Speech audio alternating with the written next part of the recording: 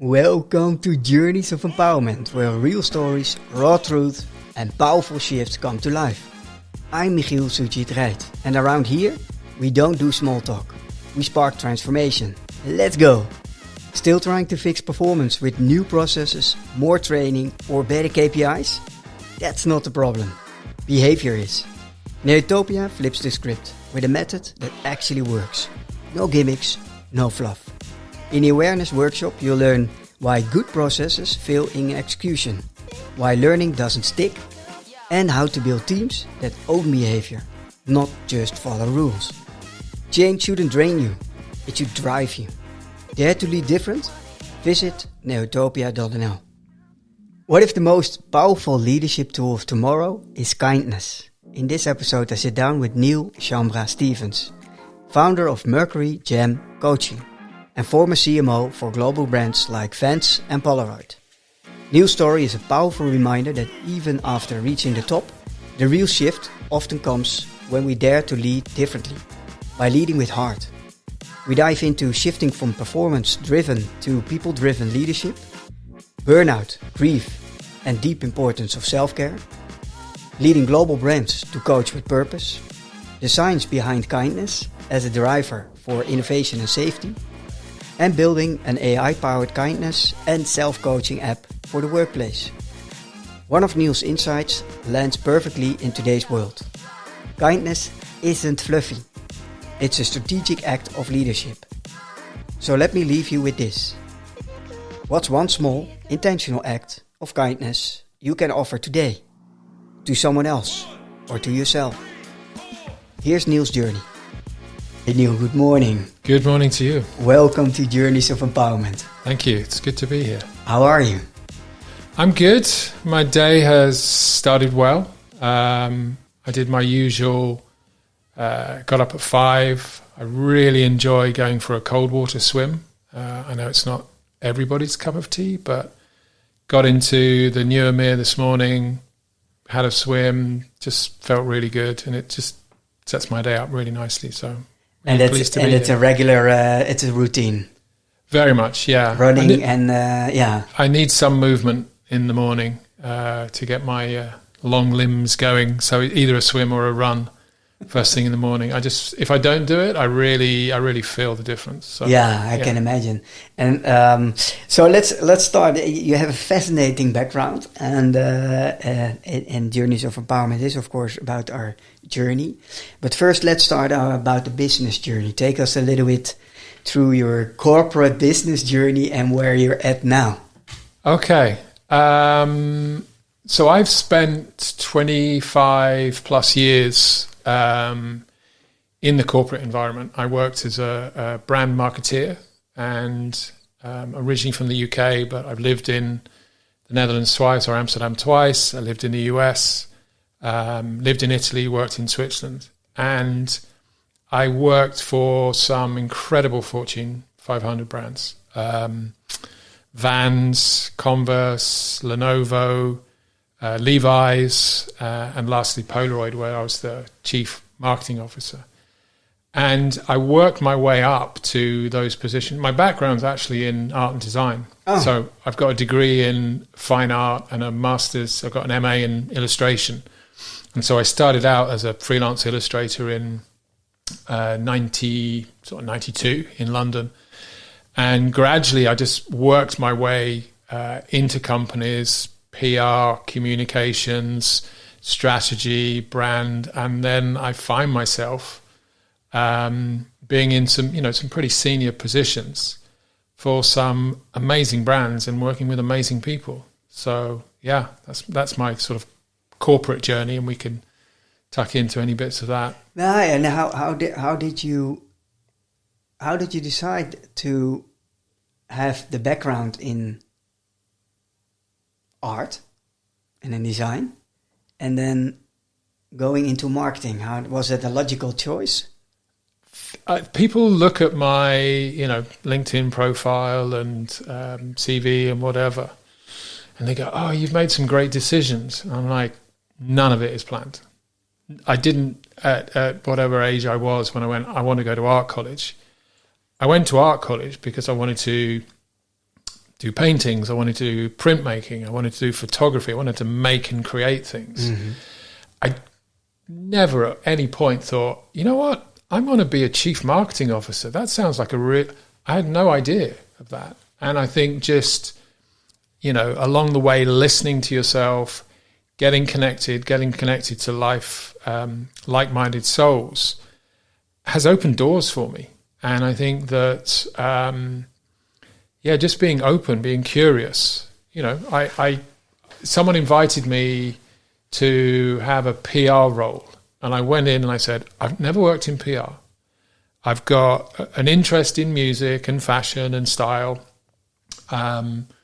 Give me 3 months and we'll see how we do. And they were like, okay. So they gave me a chance. And I think giving people a chance, maybe, that feeds into other things. Mm-hmm. But you don't know what you're capable of until you start something. I got to a point within PR where I thought, I can't be phoning up these magazines, when I'm 40 or 50 or whatever, and going, hey, I've got these jeans, I've got this, I've got this. So I started to explore a little bit more into brand strategy and the communications versus literally, getting products placed in magazines. This was in the 90s when we still had magazines and all the rest of that good stuff. But I think just having that curiosity, making that connection, and, obviously I got some good results from that. Obviously did something right because people employed me. Yeah. And then I moved from, agency life to the brand side of things. I worked for Converse, obviously part of Nike Inc., which was a great experience. From the UK or in the Netherlands in Hilversum? In Hilversum. Yeah. TMA, HQ. So being part of that bigger universe, that bigger world, was an amazing experience.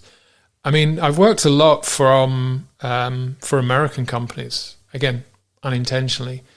So the Levi's, the Converse, the Vans. I'm very in tune with culture, and that gets overused, but, in terms of art and music and style, and particularly with those brands, action sports and skate in particular. Mm-hmm.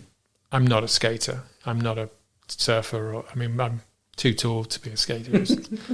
Me on a snowboard, I look like Chewbacca on a plank. It's not a good look. Those are your words. Those are my words. I have been described that by other people as well. Okay. I thought I was flying down the mountain and you're like barely moving, and you look like Chewbacca on a plank, Neil. I'm like, great, thanks. So, yeah. And before we jump into what you're doing right now, I'm really curious. We had a pre-conversation, and then you get to start to know each other a little bit. And I'm wondering, when it comes to your corporate background, how did you thrive or survive, or how did you experience corporate cultures? I think there's a lot of conversation around work-life balance, corporate cultures in particular. My focus was very much on my team, and again, in some roles I had quite extensive teams. Like when I was working for Lenovo, I was based on the East Coast of the US, and obviously Lenovo, number one PC brand in the world, $45 billion, Chinese tech giant. My team was in a small team in North Carolina on the East Coast. And then I had people in Bangalore, Singapore and Beijing. I had 4 agencies in London, New York, Boston and Chicago where I was the global client. So I had this huge matrixed infrastructure that I had to manage. And I realized quite quickly that I would, because my children were quite young at the time, I could quite easily just work 24/7. I could burn myself out really easily. Can imagine also with the time zones differences 100%. already. Yeah. My week would start 6 a.m. on a Monday with a call to Bangalore team every week. And so I realized that I needed to take a step back, and this is where I really started the notion of leading with kindness. Mm-hmm. And I couldn't be on every call. I couldn't be on every email, although people try to copy me in as much as they could. Couldn't be in the room. So I started to empower people to lead with kindness, particularly the 4 agencies that I had. Like, there was an account director in London or New York. I'm like, I'm empowering you. Go make a decision. If it works out, let's do more of that. If it doesn't, let's talk about it. And I think that showing an interest in your people, showing an interest in your team is really important. So when I worked for Vans in Switzerland, people would commute in from Italy or Switzerland. And I had about 40, 45 people. I knew the time that everybody arrived in the morning. I used to get in early because I had to drive across the border. Yeah. And, Nelson got in first. He got the train. Then it was Daniel. Then there was Stefano, who drove in from Milan.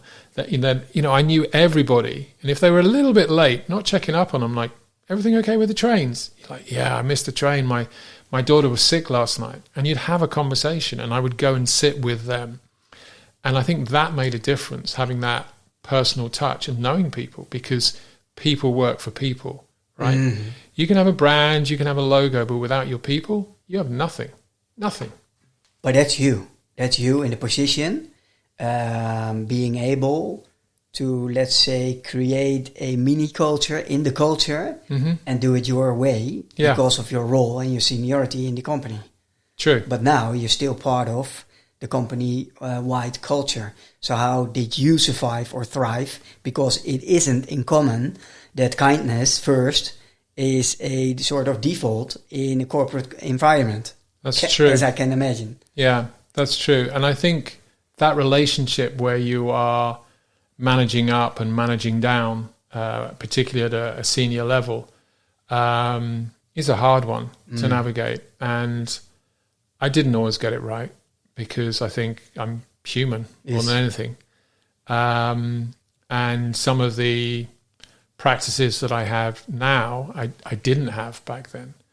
I experienced a burnout myself back in the 90s, working in London. A relationship came to an end and things just kind of fell apart, but it was really driven by the pressure on work. We talk about the Sunday scaries, 4 or 5 o'clock on a Sunday night. Oof, gotta go. I got to the point where I was so, my nervous system was so out of whack that I had acid that was coming up from my stomach. My stomach was churning, and it destroyed part of the lining of my throat. It was that severe. And I went out on... It's interesting we talk about burnout now. Back in 97, I was depressed. I had to go out on sick leave. And I think using the language of burnout is good. It makes it more conversational, more stigmatizing, which I think is important. But that experience that I had, I lost nearly a year of my life, like 11, 12 months of my life. And I thought, I'm never going back there again. It's a very dark, very scary place. And so I wasn't paying attention to my health. All the things I do now, nutrition, sleep, I wasn't doing that. And I think that's... it was the pressure from work, and in particular with it was an agency client dynamic specifically, that triggered that. And so that's one of my biggest learnings from that experience, that you need to set those boundaries and those 4 things, hydration, nutrition, movement, and sleep. If you focus on those, like when my clients now, always, that's session 1, always talk about those 4 things, just to level set. Beautiful. And we can tap into that in depth somewhere later. And what got me curious is the kindness you mentioned. If we think about kindness, how much do you think it's more nature or more nurtured? Oh, what a great question. I think there's an instinct in human nature to help people. And I think if you had a room full of people and you said, hands up who's unkind. What do you think that's What do you think? Like, there'll be a couple of brave souls that go, yeah, I am. I don't, I'm unkind all the time. There's some quite high profile examples of that out in the world right now, I think. But I think it's a combination. I think instinctively as humans, we thrive for connection. We mostly enjoy each other's company. We need that love and connection. And I think kindness is part of that. I think it sits in the pecking order. I think it sits at a higher level than some of the other soft skills that you have in business. Again, that's personal perception. But I do think encouraging people, that nurturing piece, is something that I'm also very aware that we need to do, to give people the space and the encouragement to be kind, to show it's okay that it's not soft, that it is actually, it's a mindset, it's an action. And the benefits, both physically and mentally, of when you do it are huge. I would say, as a brand marketeer, kindness has a terrible brand image. And one of the things that I'm trying to do is change that, like rebrand kindness. And there's a lot of kindness Avengers out in the world that we're all sort of connected a little bit on LinkedIn. But this notion of, random acts of kindness drives me nuts. There's nothing random about kindness. This whole notion of pay forward, go for a coffee, whatever. Beautiful. Love it. Not against it. It's an old Italian tradition. Hey, I've got a few lira. I'm going to put it on the counter. The next person comes along, give them a coffee on me. And so that in itself is an action. It's not random. It's an action. And I think that's the thing that I'm really striving to do in my work, to encourage people to, like, it's okay to be kind. Kindness costs nothing, but it means everything. It can make such a difference. Yes, and it can create a ripple effect which reaches far, far 100% beyond ourselves, right? Yeah. And if you look at, I think there's a relationship between being not kind to others and the way you treat yourself. There's some sort of relationship. I don't believe that if people really treat themselves well, and not only in a financially and wealthy, but really treating yourself well, I believe almost automatically they will be kinder also to the other. There's a sort of relationship. I think if you're a servant leader, right? So you're trying to enable and empower others. You have to be kind to yourself first. Yes. If you are not physically, mentally in a good place, if you're running on fumes, if you're close to burnout, A, you're not modeling positive behavior, and B, you can only do that for so long before your body goes, time out, not doing this anymore. And I think being actively saying, I don't know whether it is, there's things like blocking your calendar, like I'm leaving at 4 or I'm leaving at 5, I have this appointment, telling people that, you're this whole thing about work-life balance or work-life harmony. I think encouraging that kind of behavior, it starts with you. If you as a leader, as a manager, you're, hey everybody, be calm, but then you're really stressed. Yes, of course, doesn't work. People are walking on eggshells around you. No, I think it's so important to set the standard for yourself, because you can't be present for others if you're not present for yourself first. No, that's extreme self-care without being selfish for me. Yeah, I do think that people sometimes feel that taking time for yourself is selfish. It's about putting others first. Sure, I will happily put others first. It's one of the reasons why, I really enjoy coaching. But like we said previously, I've got to be throwing myself in cold water first thing in the morning. If I don't, self-regulation, right? Exactly. It's starting your day and also investing in yourself. 100%. To be better and able to invest in others. Sure. Right? And creating space. Yeah. So you had a burnout. It was a really deep, dark place, spiraling down for 11 months. Ultimately, what helped you to get out of that? I think the impact of the burnout was both physical, emotional, mental, and I think just giving myself space and time. I was prescribed medication, which I took for about a week. And I'm like, this just isn't, I don't feel good. And the doctor was like, okay, just stop.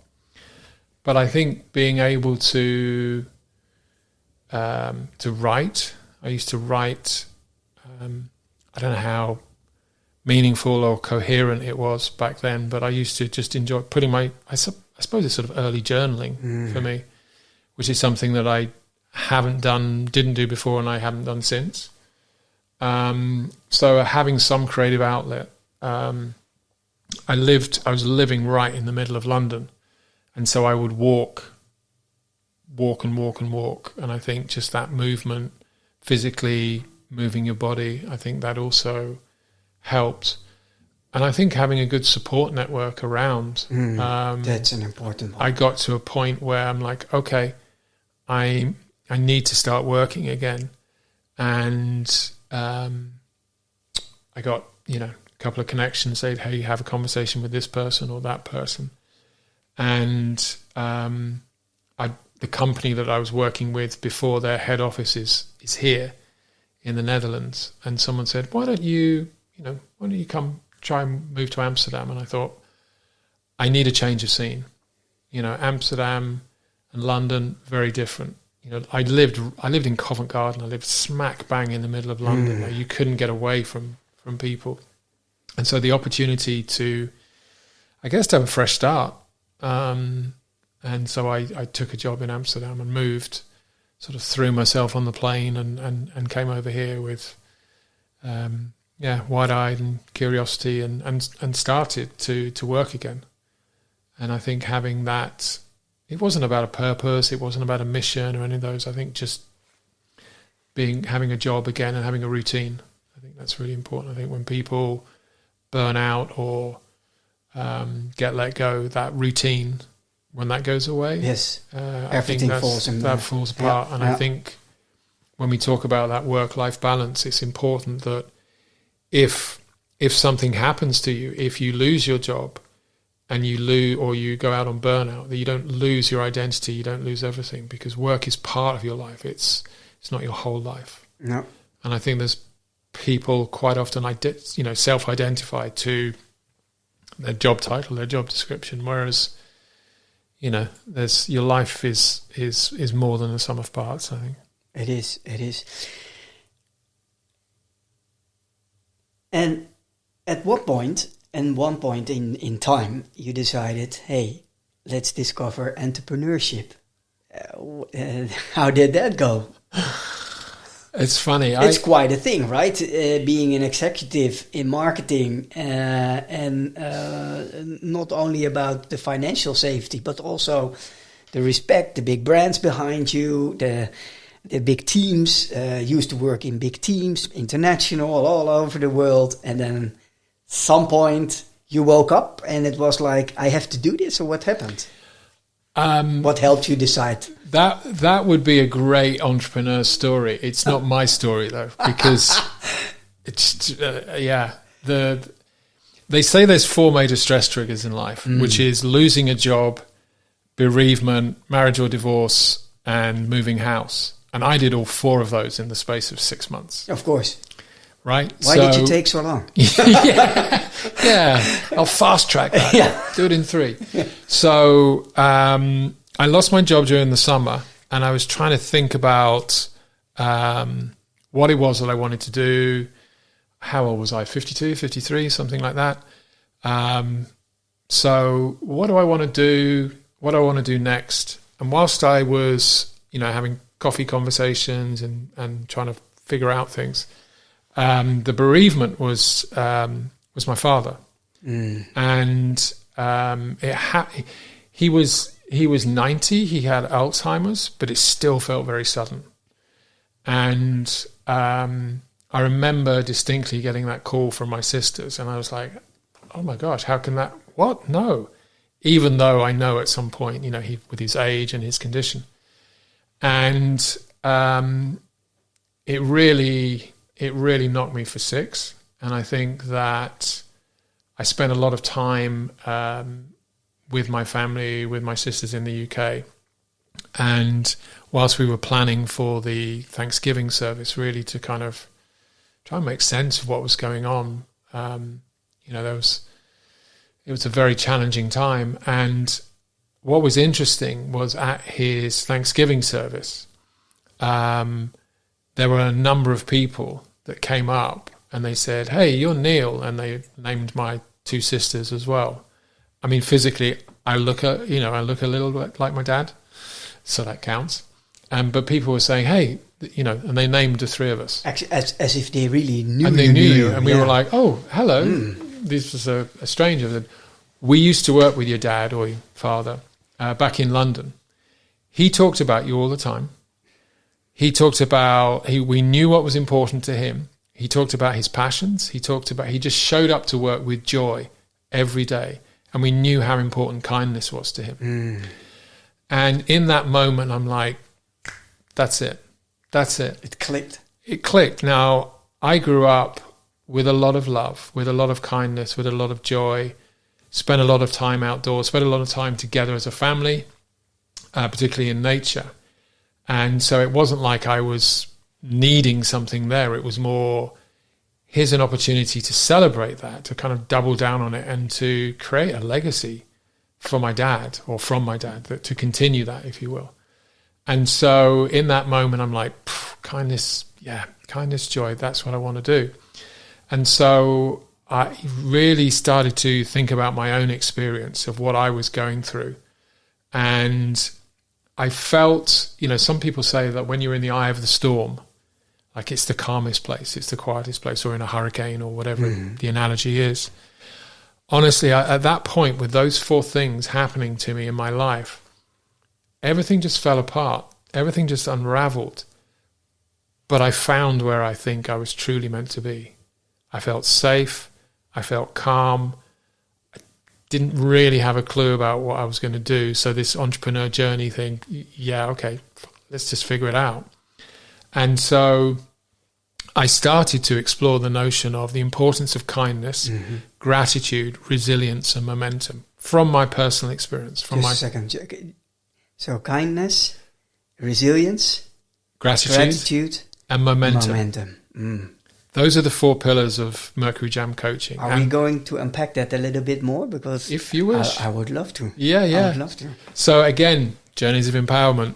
It's those four things were happening to me, and they had a place in my personal life every day.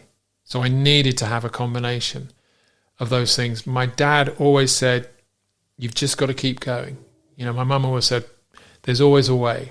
So that was sort of the momentum and the resilience piece. They were of an older generation. They lived through the Second World War. My grandparents and my grandfather served in the First World War. One was gassed in the trenches. One was shot. They're lucky to be here.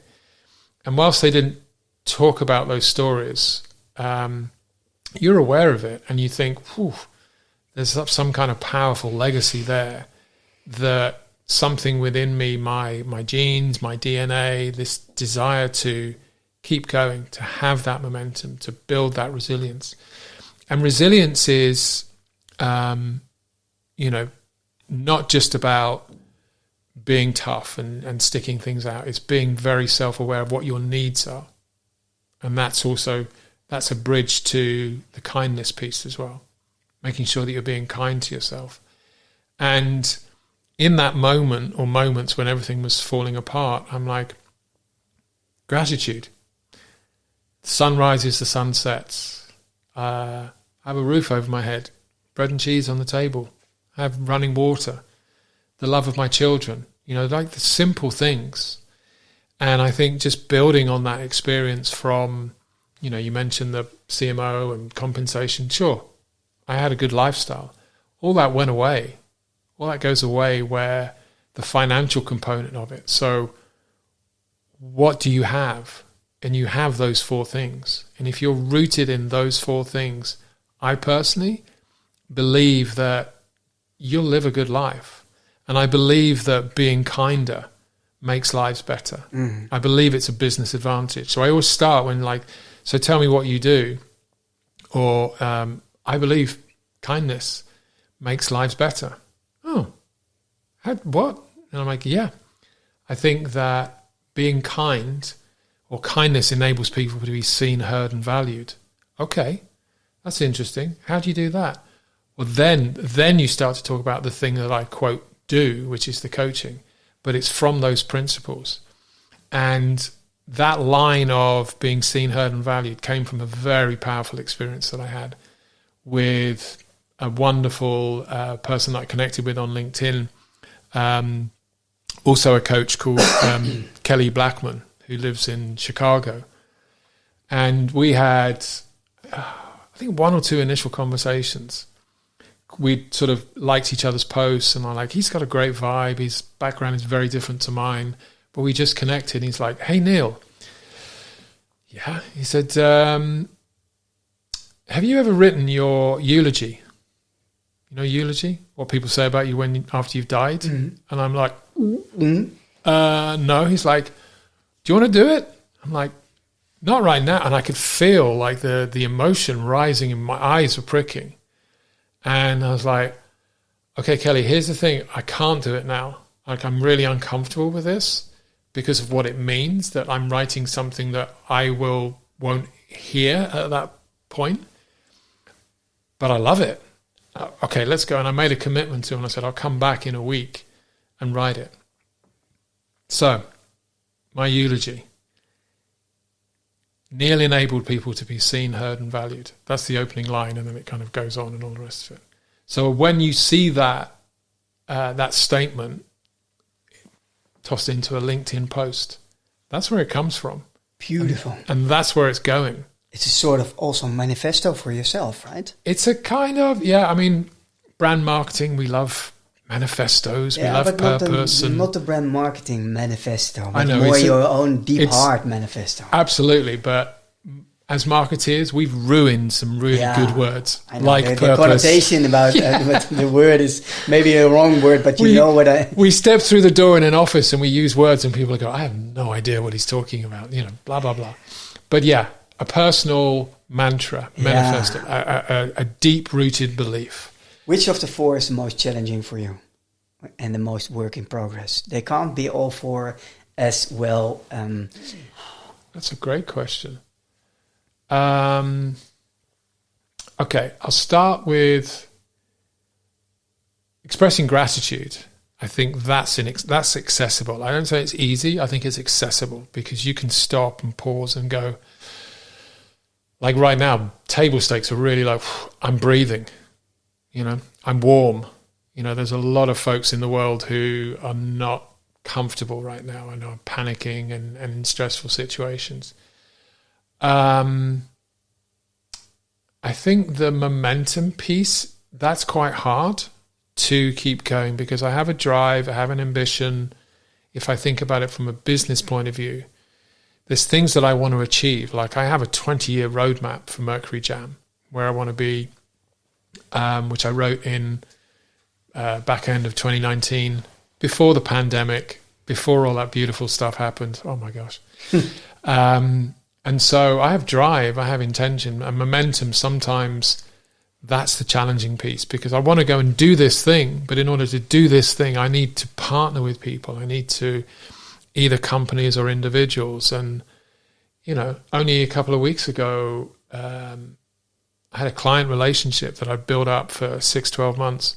The company went through a reorg. Sadly, they're no longer with that company. that was my foot in the door. That was my partner inside that company. So you go, okay, got to start over. Maybe that's where the resilience piece comes in as well. And so I think gratitude would probably be the most accessible.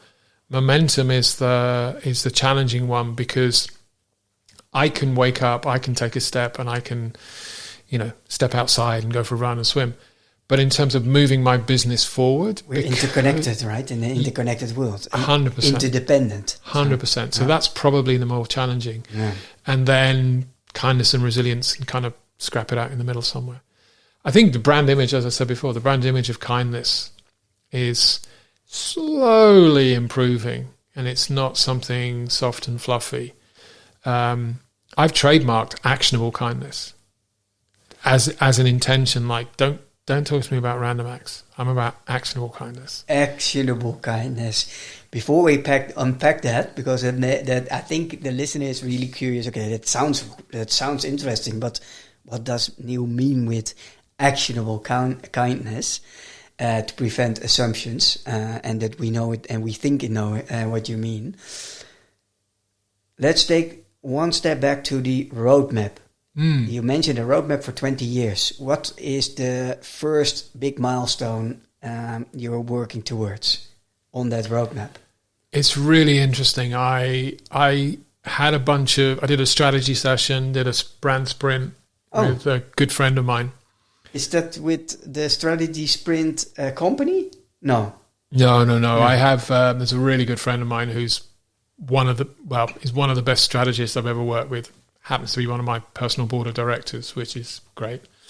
And so we mapped out, like, what do the next 20 years look like? And I think I found those sheets the other day, tucked on the top of my wardrobe with stickies and notes and things like that. And I think 2025 was about, and again, this was written in 2019, pre-pandemic, there was words around community, connection, tribe, and tech. Community, tribe, and tech. Yeah, building things out around that. I didn't know what that meant there. I can probably put something to each of those right now. I'm a firm believer in the universe being aligned, quantum frequencies. I do a lot of manifestations and visualizations for myself, but also for my clients.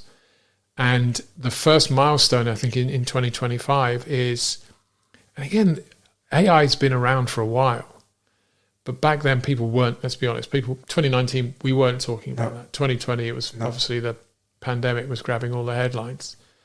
Work-life balance, back to the office, working remote. So I'm working more in terms of connection, personal connection. I work on my own, I live on my own.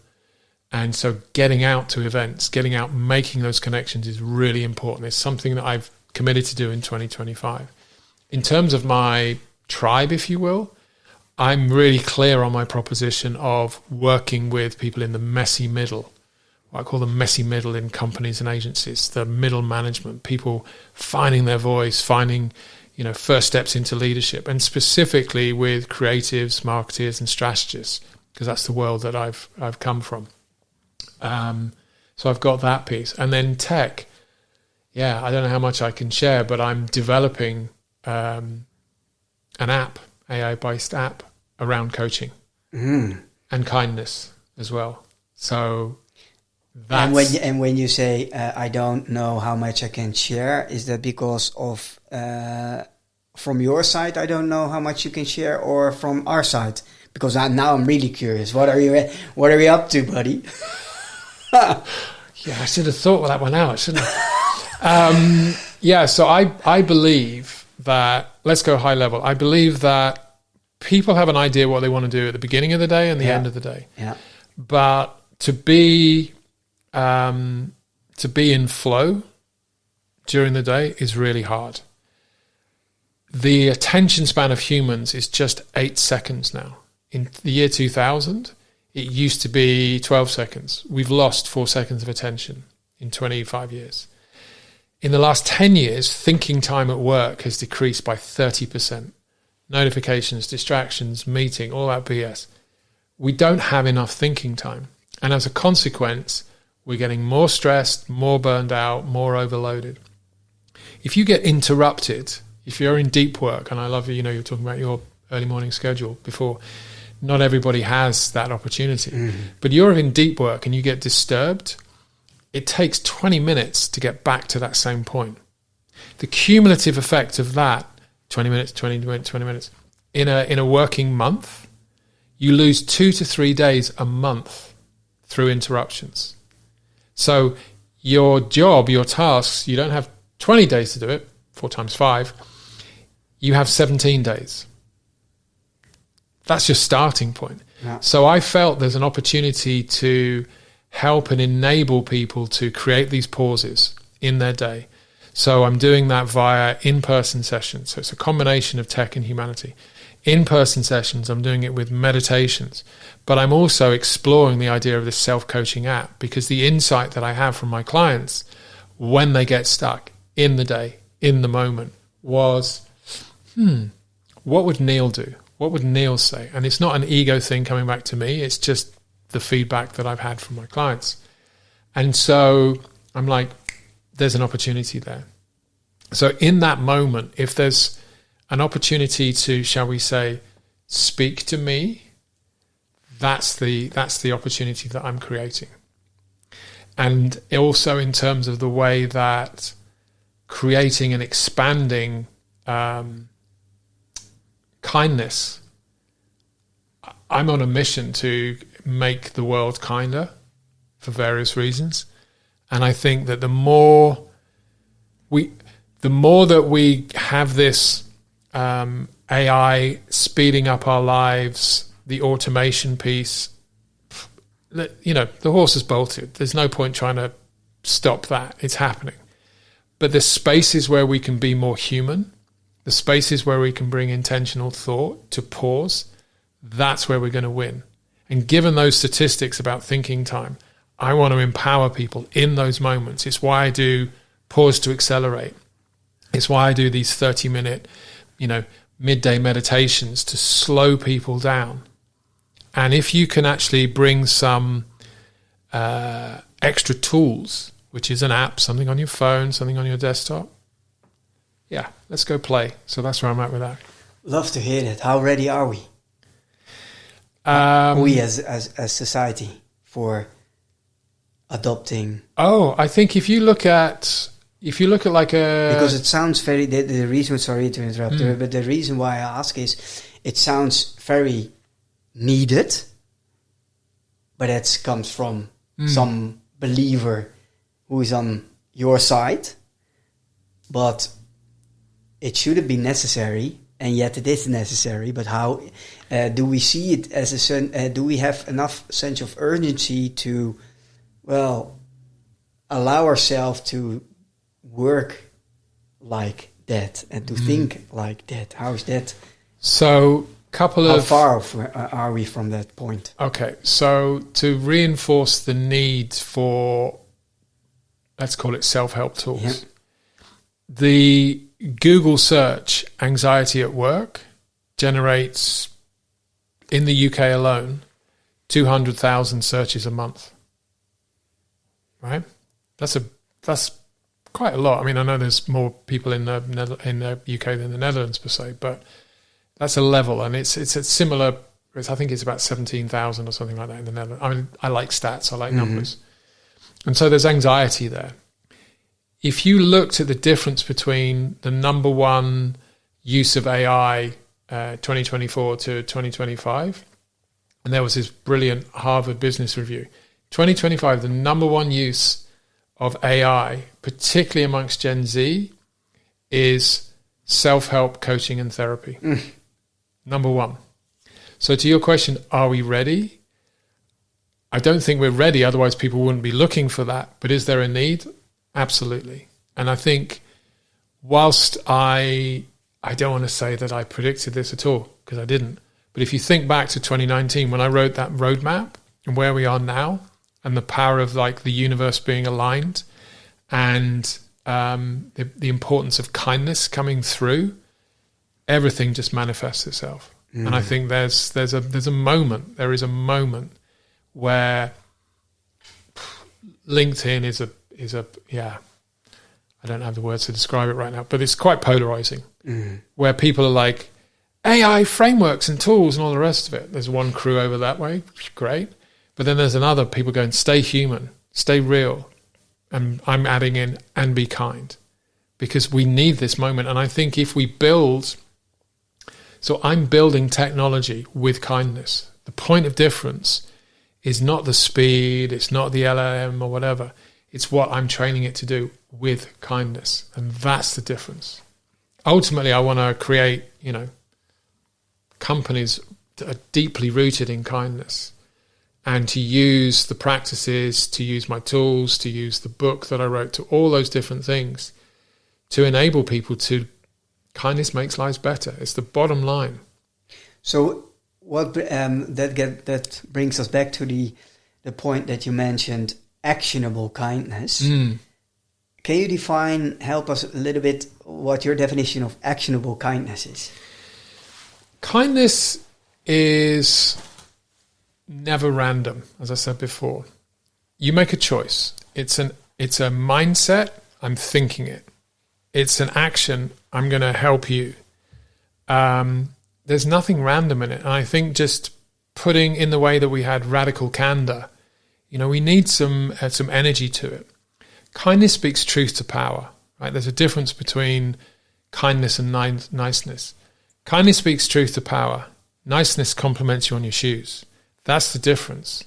And I think that you need kindness, as I said before, is not soft and fluffy. To lead with kindness, you have to make tough decisions, right?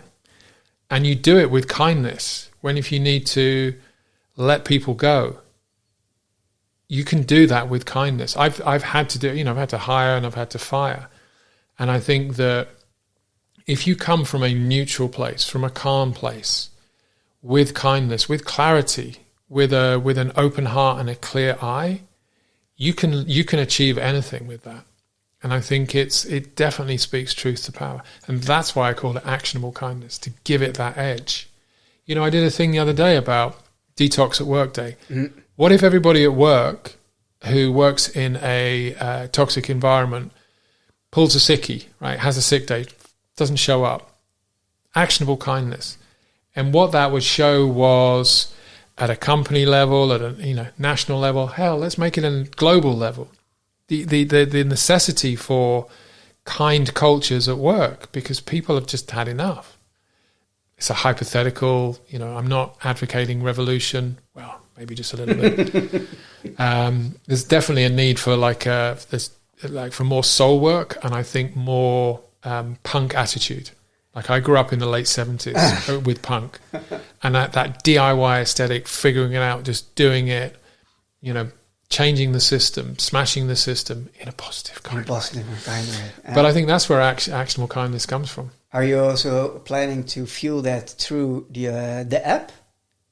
Helping people become more kind for themselves, and by that enable themselves to be kinder for the world? 100%. 100%. Because going back to an earlier point, and everything is sort of, building this ecosystem that if you're not kind to yourself, it has to start with you. If you're not kind to yourself, you can't show up for others. And so I think advocating for kindness, showing ways that you can be kind to yourself, the health benefits of kindness, I'm also dialing that up as well. When you perform kind acts, that, you release dopamine, serotonin, oxytocin, right? So a lot of talk about the scrolling and the dopamine fix. You get dopamine from acts of kindness. If you're not being kind to yourself with movement, nutrition, hydration and sleep, it's going to have an impact on your health, particularly your gut. 90% of serotonin is produced in your gut, right? And when it's the happy hormone, you need it for some of the major organs in your body, your libido, your mood, all those things. So when you're prescribed antidepressants, it's a lack of serotonin, but you can have a natural impact on that through being kind acts. Oxytocin, right, helps blood flow better, reduces your blood pressure.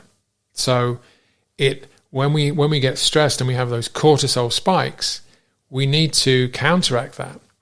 People who regularly perform acts of kindness have 23% less cortisol in their bodies than others, and they age slower than the average population just through acts of kindness.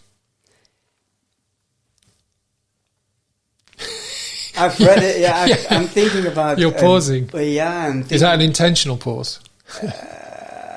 Well, that is me being thinking really deep and seeing some connection between my life philosophy, which is giving, the art of giving, and being kind. I think there's a strong relationship between those two. And when I'm thinking about kindness, for myself, the interpretation about it is supporting and giving and helping and opening doors and connecting people in which normally would have never happened, and cultivate serendipity in that part. Everybody has a different kind of interpretation about some concept or words or whatever. And the meaning for me in kindness became really about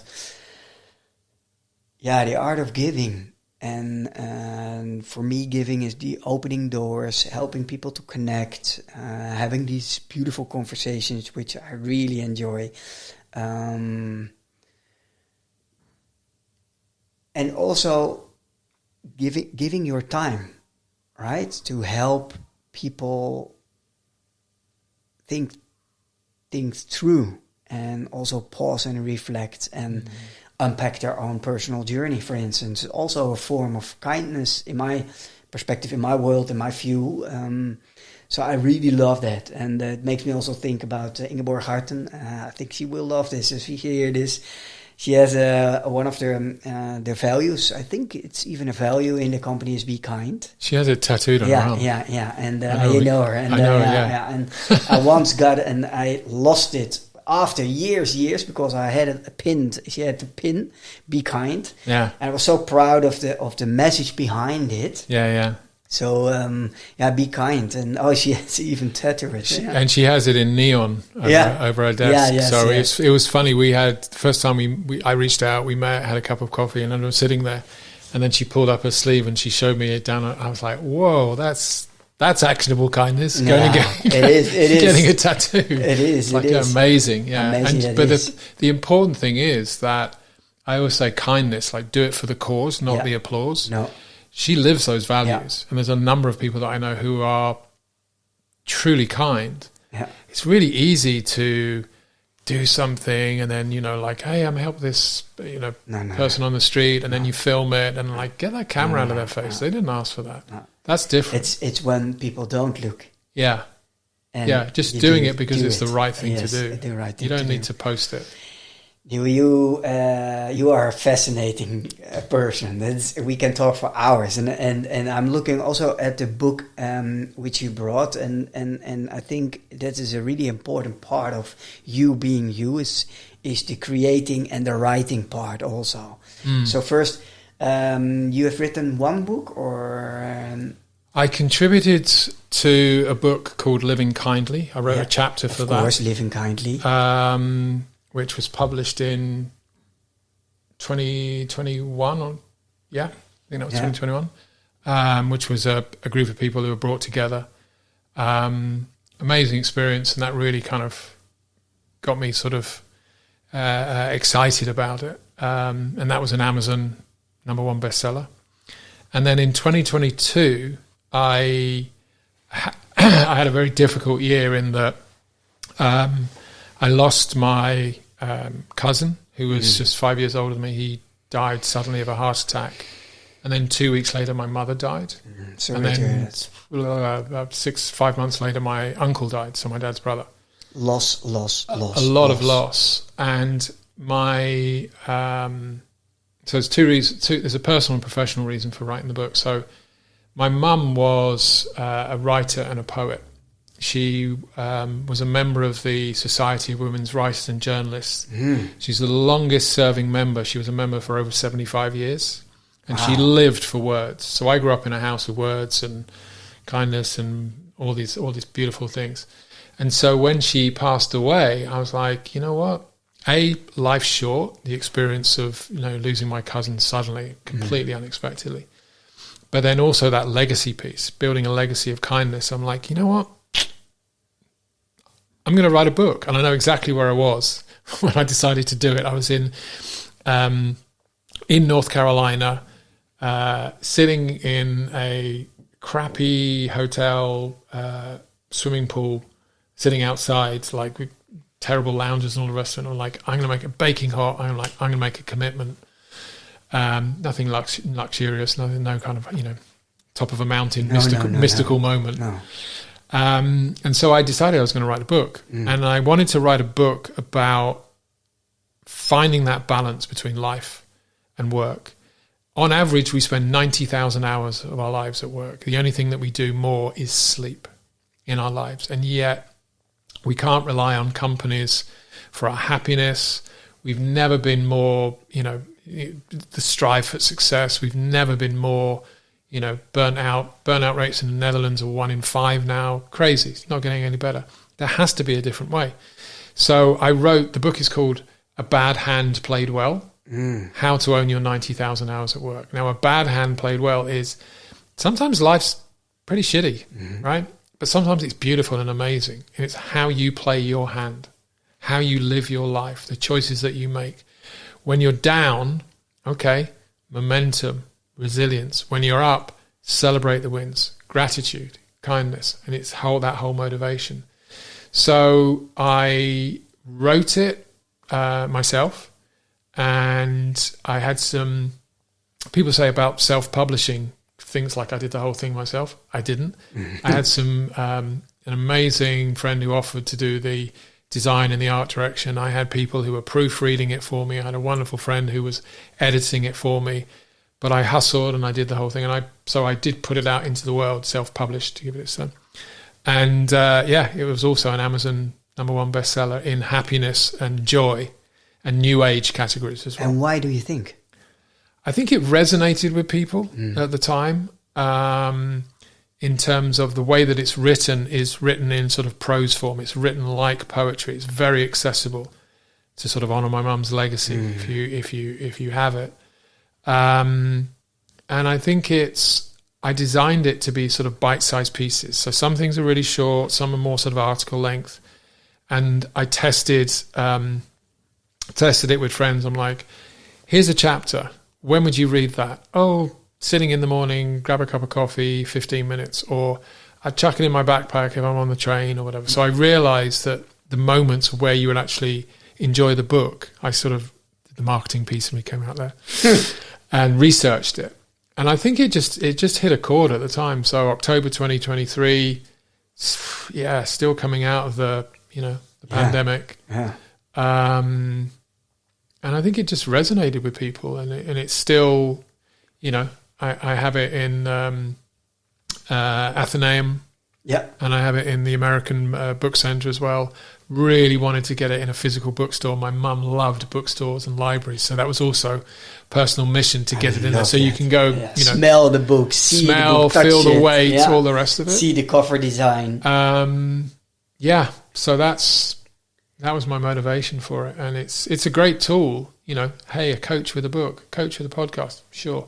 But it makes a difference, and it's integrated into all my coaching programs are rooted in that. I pull from the book. My programs go into the book goes into the programs. It's all creating into this ecosystem. Beautiful. When we have the app, it's going to be based on the principles of the book. And again, going back to my career journey, did I plan this? Absolutely not. No.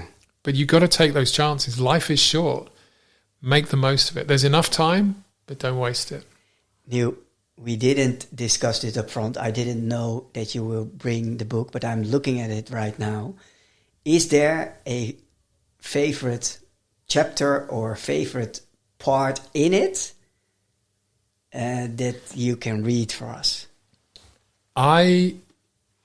There is, and again, just in terms of, so I'm flicking through the book now. Yes. An act of kindness. I think that I would, see if I can find it quickly. Almost there. Almost there. So I would like to read, it's actually one of my mum's poems. Beautiful. Please do. And I think to honour her, and I think that just basically why I wrote this was that the power of words are really important. And my mum, she didn't like fuss, and she didn't tolerate words being used unkindly, and words were her great joy. And I think that right now the power of words to connect to people, I think, is really powerful. And when she passed away, at her Thanksgiving service, my two older sisters and I, we each picked a poem to read. And this is the poem that I picked that's in the book and that I read at her Thanksgiving service. I get goosebumps. Please do. So the poem is called Suitable Gifts, and my mother's name was Jean Marion Stevens. So Suitable Gifts by Jean Marion Stevens. When I am old, please do not bring me sweets, soft ones, my dears, in deference to my teeth, or pale pink soap, or flasks of tepid scent, not even slippers, gentle to slow feet. Bring me berries from some rampant hedge, or beech leaves shrieking the return of spring, lupins aflame with rain, or damp, dark moss, cloistered in woods and smelling of the pines. Keep your slim rosebuds, lovely as they are, but bring me clover, cowslips, campion, and failing all, a handful of wet earth, that I may breathe its wholeness and be free. Wow. Sorry, that got me. Of course. I've read that many, many times, but yeah. Yeah. She loved nature. She loved words. Beautiful. Yeah.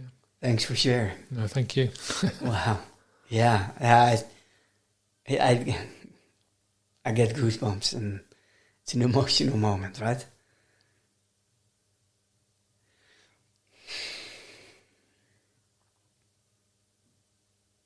That's the beauty of having our own having my own podcast, and it is that we can pause, we can just allow us to be in the moment. What's happening right now inside you? Well, my emotion levels have dropped, and I feel a sense of calmness. I'm conscious of how you're responding, and the energy that we have in the room, and just the just the importance of sharing and expressing ourselves, I think, is really important. And, using words to celebrate life. Life's short. And,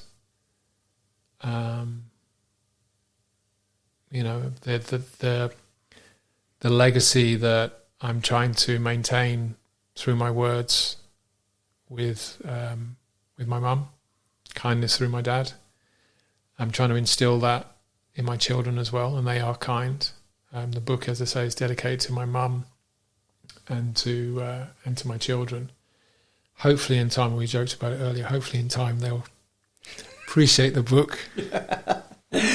Yeah. They're like, oh yeah, okay, Dad's written another book, great. Yeah. But, they're teenagers, so It's theirs. Maybe share the little fun we had before we started, because you gave the book and then you told the story, and then so I said this is dedicated to grandma and it's dedicated to you and it's important and all the rest of it. And my children are very kind. They're very loving, and I'm like, hey, this is for you, and they're like, hey, thanks, Dad.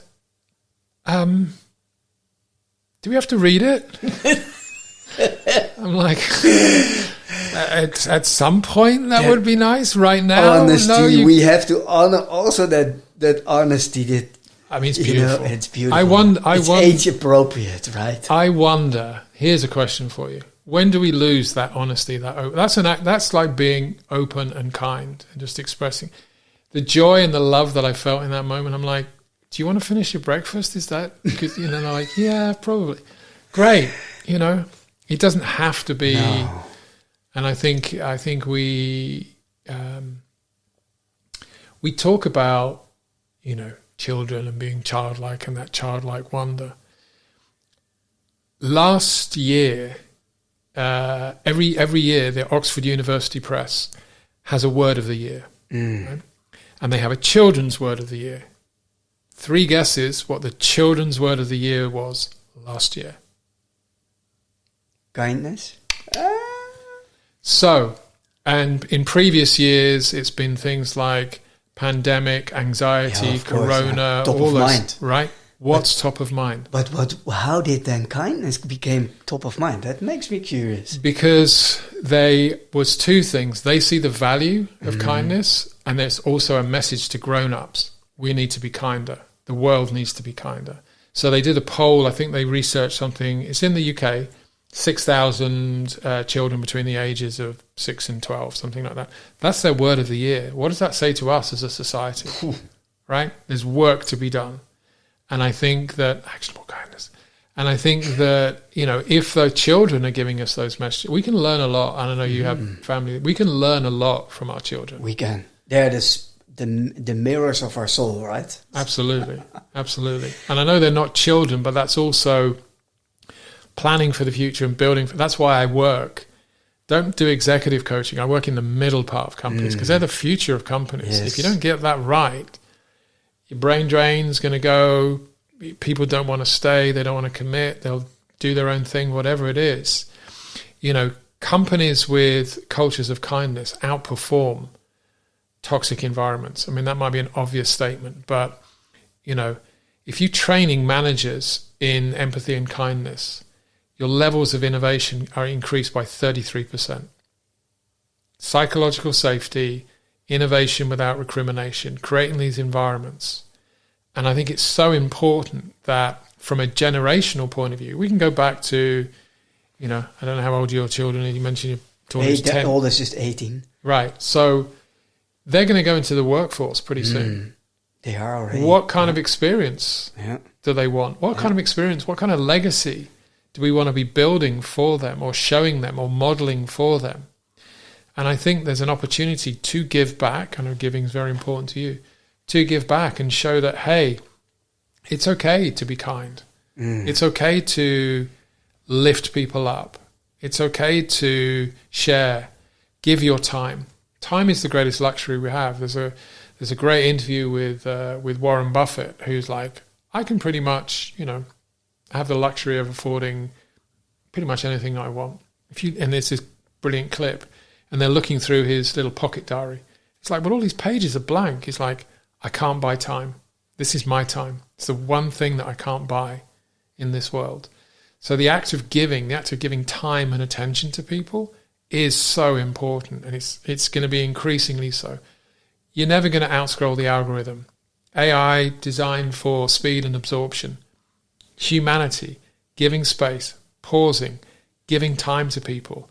That's going to be the new luxury, because it's a finite thing. 1,442 minutes in any day. Nothing more, nothing less. We all get the same. How do you want to use your time? What are the choices that you want to make in those moments? That's the difference. And that's why at a high level, we work 90,000 hours. And when I'm working with my clients, I do a calculation. Oh, you've been working for 14 years. Okay, that's 28. 62,000 hours left. What do you want to do with it? And either people are like, oh my gosh, that's a lot, or damn, I better get a move on. And it gives you that sense of urgency because life is short. Make it precious. Make it count. Make every day count. And that's my motivation for so much of what I do with kindness, because it is connected to time. Neil, thank you very much. Thank you. And the reason why I'm laughing was I would love to add a new thing in Journeys of Empowerment, and that is ending with a question of my guest to the audience. Okay, so a question from me Yes. to the audience. Related to what you were in depth believing in.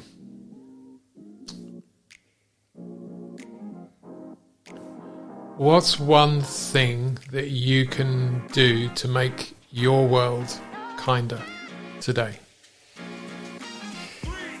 Great question. Thank you very much for being here. Thank you. Thoroughly enjoyed it. Thank you so much.